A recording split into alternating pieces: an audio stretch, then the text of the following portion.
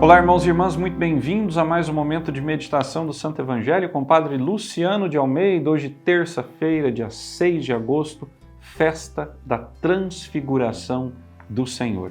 E eu quero te convidar, nesse dia festivo, a iniciar comigo essa nossa meditação, invocando a presença de Deus entre nós, em nome do Pai, do Filho e do Espírito Santo. Amém. E agora, vamos tomar em mãos a palavra, que está no Evangelho de Marcos, capítulo 9, versículos de 2 a 10.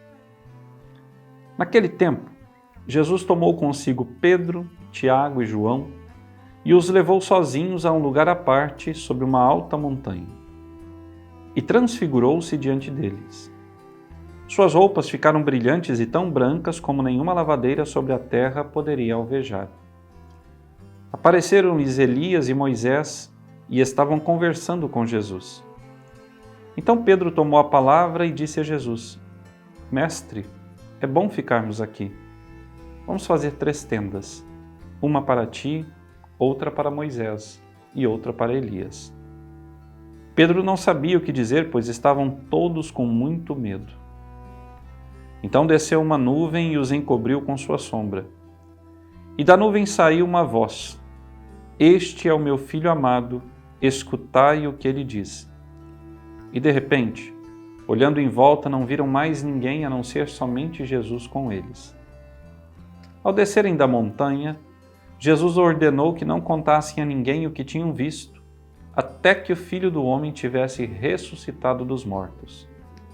Eles observaram esta ordem, mas comentavam entre si o que queria dizer ressuscitar dos mortos.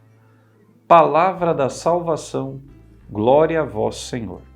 Meus caríssimos, o Tabor é uma montanha alta, tem perto dos seus 700 metros de altura. Está num vale. Eu me recordo da primeira vez em que eu subi o Tabor. O ano era 2014, primeira vez que visitei a Terra Santa. Quando eu cheguei no alto do Tabor, estava ali com o grupo de peregrinos, era um dia nublado. De repente, uma cerração tomou conta de todo o Tabor. E eu disse ao Senhor: Senhor, semelhante àquilo que aconteceu no dia em que aqui Jesus, com Pedro, Tiago e André, estavam para ver teu filho Jesus transfigurado. E eu, na minha arrogância, na minha prepotência, eu pensei: será que eu vou ter essa graça de ver a mesma coisa que eles viram? Eu vi, mas de um modo diferente. Eu vi que aquele lugar que foi pisado por Jesus, que teve como testemunhas da sua transfiguração Pedro, Tiago e João, é um lugar que para sempre ficou marcado na terra, como o lugar onde Deus mostrou-se inteiramente aos homens na sua glória.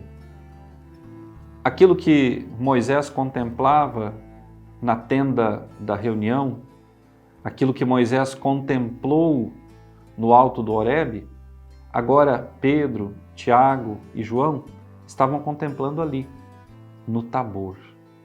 O Tabor vai representar o novo Horebe, o novo lugar da manifestação de Deus, do encontro com o Senhor. O Tabor tornou-se o lugar onde Deus, sem reservas, deu-se a conhecer. E para confirmar o testemunho de Jesus, para confirmar que ele de fato estava na glória e era o Senhor da glória, apareceram ali 2 testemunhas credíveis da tradição judaica, Moisés e Elias, representando a lei e os profetas. 2 homens dos quais nós não temos notícia de túmulo.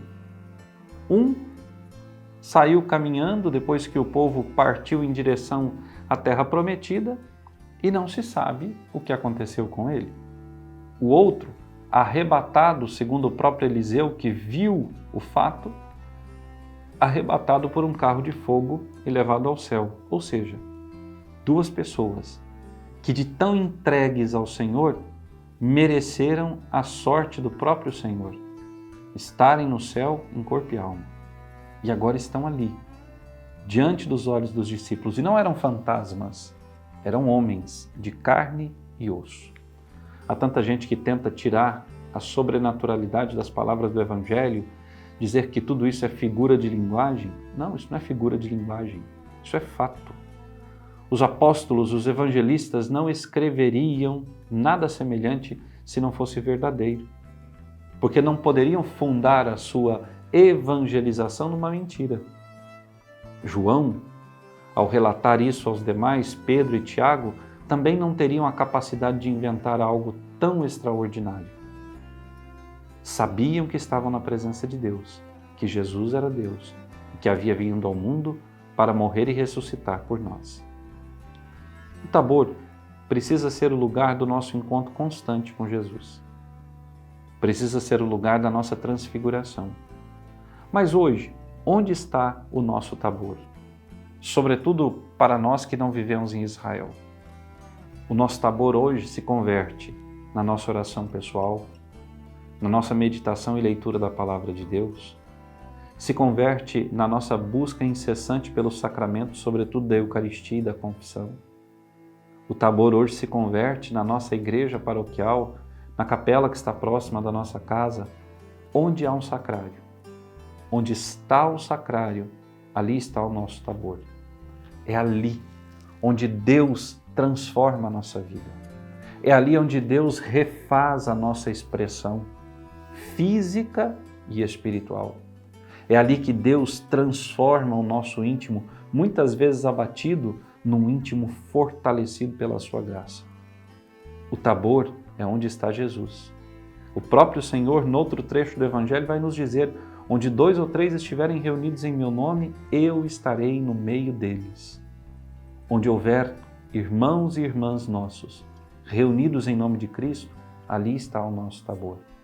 Quantas vezes nós fomos à casa de Deus para a celebração da Santa Missa e saímos transfigurados? Quantas vezes ouvimos uma pregação ungida e saímos transfigurados? Quantas vezes servimos os nossos irmãos e irmãs em algum movimento, num retiro e voltamos para as nossas casas transfigurados? Quantas vezes ajudamos um necessitado e tivemos a nossa vida transfigurada? Aquele que está no caminho de Jesus, aquele que é discípulo do Senhor, aquele que procura fazer a sua vontade, este está constantemente sendo transfigurado pela luz do Senhor, pela sua glória, pelas maravilhas que o céu tem para nos oferecer. Nós, que ressuscitamos com Cristo, vai nos dizer São Paulo, devemos nos esforçar para buscar as coisas que estão no alto, pois é para lá que nós iremos.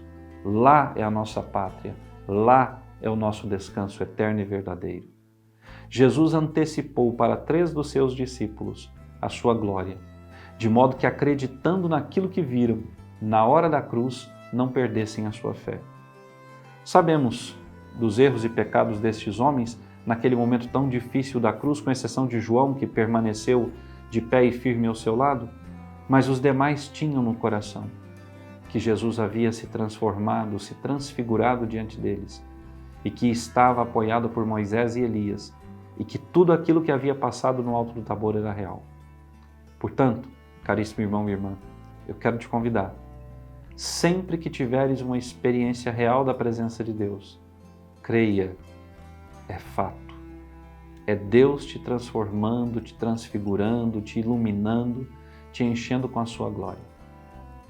Vem com a tua glória, Senhor, é o nosso pedido. E enche o nosso coração, transforma a nossa vida, restaura a nossa história, refaz o nosso ânimo. O Senhor pode, o Senhor quer. Você quer que o Senhor te transfigure? Agora receba a bênção final. O Senhor esteja convosco. Por intercessão da bem-aventurada Virgem Maria, de São José, seu esposo, e São Miguel Arcanjo, desça sobre vós, vossa família, vosso trabalho, sobre todas as vossas necessidades materiais e espirituais, e permaneça para sempre a bênção de Deus Todo-Poderoso, Pai, Filho e Espírito Santo. Amém. Até amanhã.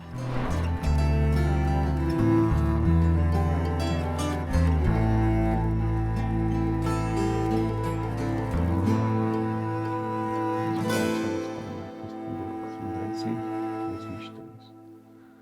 esse padre.